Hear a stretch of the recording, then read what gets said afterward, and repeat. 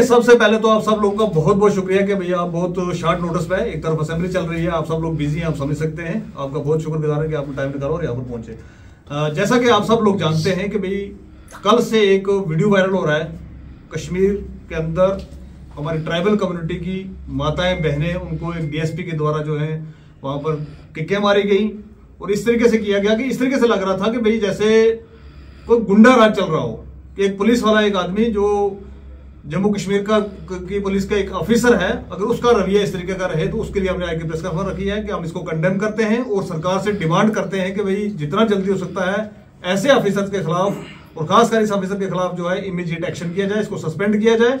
Inquiry तो आपने बैठा दी, जो एक आई वाश की तरह एक मैसेज आया है कि भाई आपने इंक्वायरी बैठा दी, लेकिन उस इंक्वायरी को हम क्या करेंगे, आप उसको सस्पेंड तक नहीं कर सके क्योंकि वीडियो के अंदर कंप्लीट बिल्कुल वो क्या हरकतें कर रहा है वो पूरा दिख रहा है। और उसके बाद हम बताना चाहेंगे आपको कि भाई 13 फरवरी को 3 ट्राइबल नौजवान जो है कश्मीर से उठा लिए जाते हैं, गायब कर दिए जाते हैं, गुम हो जाते हैं। क्या होता है आज तक उसकी क्लैरिटी कोई नहीं है।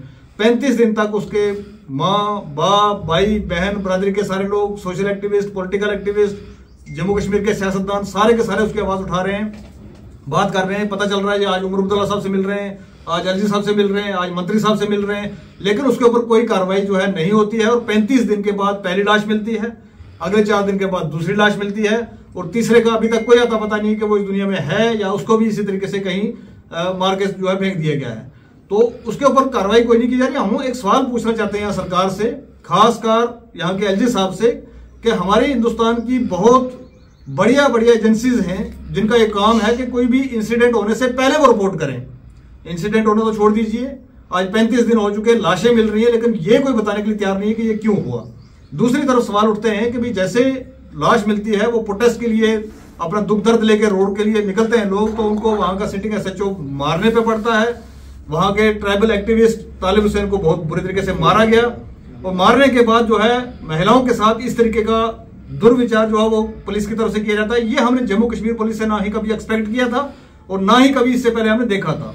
ऐसा क्यों होता है कि भी कोई भी इंसिडेंट ट्राइबल्स का निकलता है उसके पीछे कोई ना कोई एसएचओ इन्वॉल्व होता है, कोई ना कोई डीएसपी इन्वॉल्व होता है, कोई ना कोई पुलिस के कांस्टेबल इन्वॉल्व होते हैं और ये होता चला जा रहा है। इस सीरीज को अगर आप देखना चाहेंगे तो सबसे पहले हम शुरू करेंगे पुंछ के बफलियाज टोपी पीर से 3 नौजवानों को उठाया जाता है, मारा जाता है। उसके पीछे भी बाद में पता चलता है कि 2 पुलिस वाले जो उनको घर से उठा के लेके गए थे। उस इंसिडेंट को हम भूले नहीं थे कि रजौरी के अंदर 17 अमवात होती हैं, ट्राइबल कम्युनिटी के लोग जो मारे जाते हैं, पूरे पूरे खानदान खत्म हो जाते हैं और उसके ऊपर भी कोई कार्रवाई नहीं, कोई कुछ नहीं।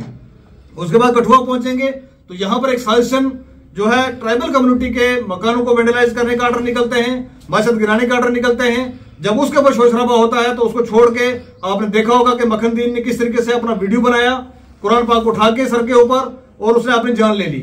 इसी तरीके से वहां पर 50 से ज्यादा जो ट्राइबल के लोग हैं वो जेलों के अंदर हैं, पीएसए के अंदर, जिन्होंने पैसे पुलिस को नहीं भरे उनको गलत केसों के अंदर फंसा के अंदर डाल दिया गया। आज 3 नौजवानों को यहां पर देखेंगे तो एक ट्राइबल्स के खिलाफ जो है मैं समझ रहा हूं कि जम्मू कश्मीर के अंदर एक जंग जारी की हुई है जम्मू कश्मीर पुलिस के कुछ नालायक ऑफिसर्स ने। या तो पैसे दो, पैसे नहीं दोगे तो आप उठा लिए जाओगे, आपको मिलिटेंसी केस में इन्वॉल्व कर दिया जाएगा या उठा के कहीं मार दिया जाएगा। हमारा सीधा क्लेम है, हम सीधा कहना चाहते हैं यहां से एलजी साहब से कि जनाब इन ऑफिसर्स के ऊपर, इन पुलिस वाले जो एहलकार हैं इनके ऊपर कार्रवाई की जाए तुरंत। ऐसा क्यों होता है कि भी हम कोर्ट जाते हैं और कोर्ट से एफआईआर लगवाने के लिए हमें जो है ऑर्डर निकालना पड़ता है और कोई पुलिस जो कार्रवाई नहीं करती और बाकी की हमारी एजेंसी है वो कहां सोई हुई, ये सवाल है एलजी साहब से।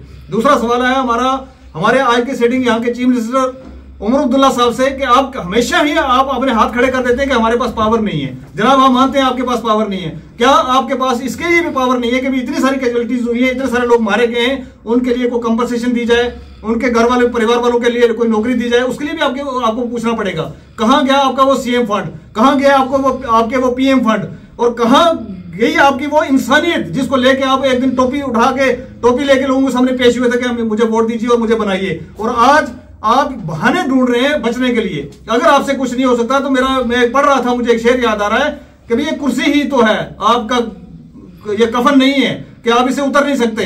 अगर आपको नहीं काम करने दिया जा रहा है तो आपको उतर जाना चाहिए और हमारे साथ बैठना चाहिए। आज ये कफन पहन के हम यहाँ पर इस प्रेस कॉन्फ्रेंस को करके ये जताना चाहते हैं इस सरकार को कि भी हमने कफन अपने सरों में बांध लिया है। और खासकर मैं आपको बताना चाहूंगा कि ट्राइबल कम्युनिटी वही कम्युनिटी है जिस कम्युनिटी ने पहाड़ों से मिलिटेंटों को खदेड़ के निकाला और नरेंद्र मोदी जी ने जो है वहां पर बैठ के सेंटर के अंदर जवाब सवाल किया कि भाई हिंदुस्तान के अंदर कोई कम्युनिटी अगर बॉर्डरों को सुरक्षा करने वाली कम्युनिटी है वो ये ट्राइबल कम्युनिटी है, और इस ट्राइबल कम्युनिटी के ऊपर रोजाना कोई ना कोई गाज गिर रही है, तो इसको हम कतई बर्दाश्त नहीं करेंगे। हम आपकी मिसाल से सरकार को बताना चाहते हैं, खासकर जो कुलगाम के अंदर 3 नौजवान, 2 की डेड बॉडी मिल गई और तीसरे को भी हम आज जोड़ के रिक्वेस्ट करते हैं, अगर आपने मार दिया तो भी दे दीजिए। आप क्यों 30-30, 40-40 दिन? और वहां पर ये बात निकल के आ रही है कि वहां का कोई सिटिंग एएसपी साहब हैं, वो कह रहे हैं, वो महिला जो माँ है उन लड़कों की, वो कहती है कि आप मेरे बच्चों को मुझे लाके दे दीजिए, मैं आपको हार डालूंगी। वो उसका जवाब आता है कि आप मुझे हार नहीं चाहिए, मुझे स्टार चाहिए। तो हमें समझ में आता है कि हमारे बच्चों को उठा के अपने स्टारों के लिए उनको मारा जाता है, पीटा जाता है, उनको मिलिटेंट दिखाया जाता है या कुछ और दिखाया जाता है। क्या मंशा थी इसके पीछे? उसे एएसपी की कार्रवाई की जाए,